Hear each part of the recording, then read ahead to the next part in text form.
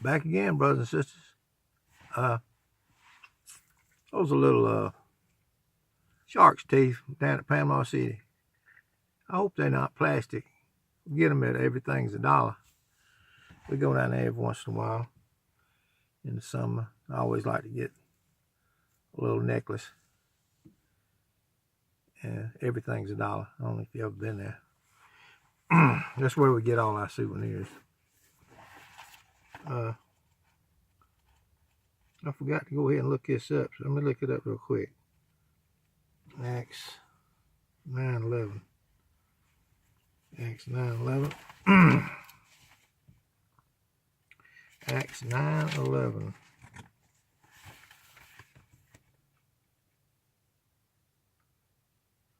And let's see.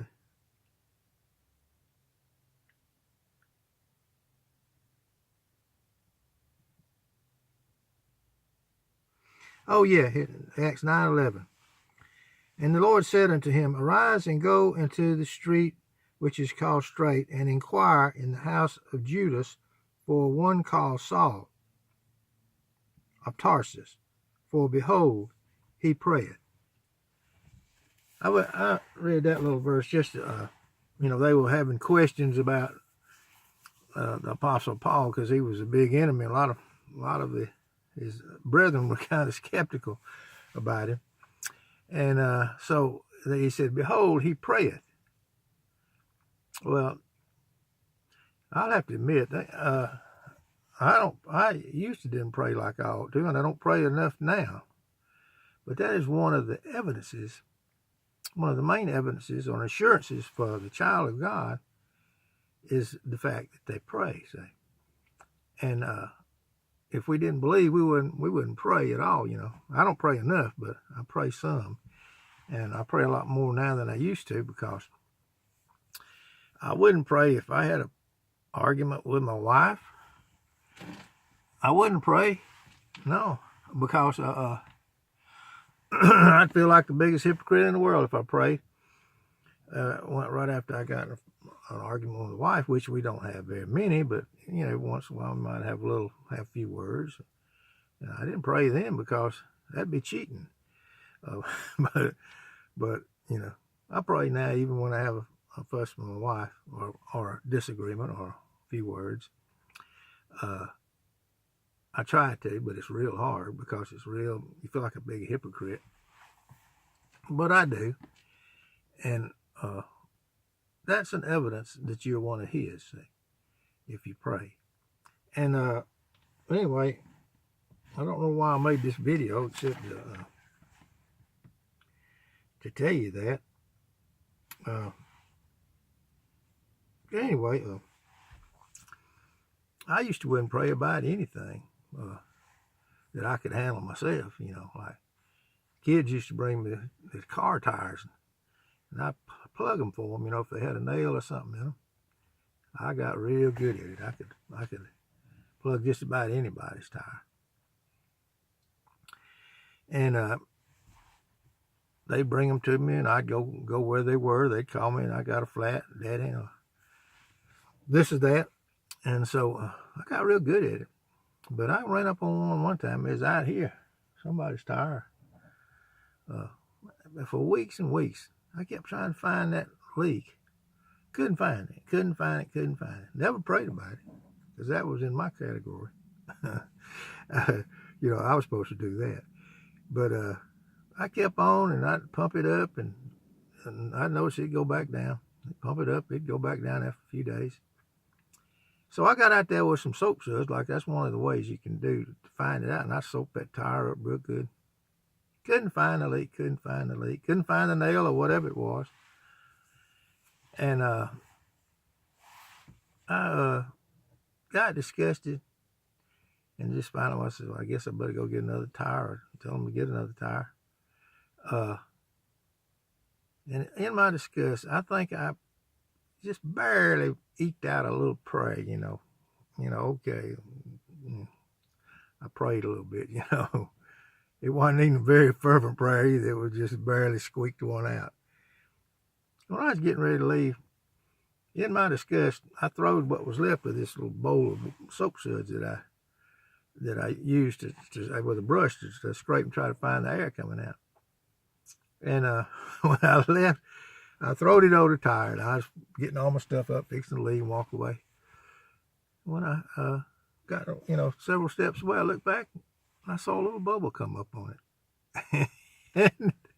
and I went and I found that bubble. I put my finger on it, got a little marker and marked it right there, Then I got down there with some needle nose. That little piece of wire was buried up under everything. Couldn't see it. But I always remember that little flat tire now. When at the end of everything I could do, I just give up. I prayed. Well, it wasn't really a prayer. It was kind of like, just a barely squeaked one out. And there it was. I found the leak, put a plug in it. They wrote it for months and months probably. But that was that little story. Let's see. What else did I have for you?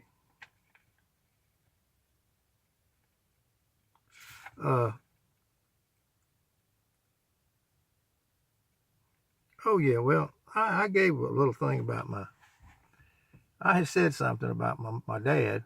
I put him in a video, but I never let anybody know about my mother.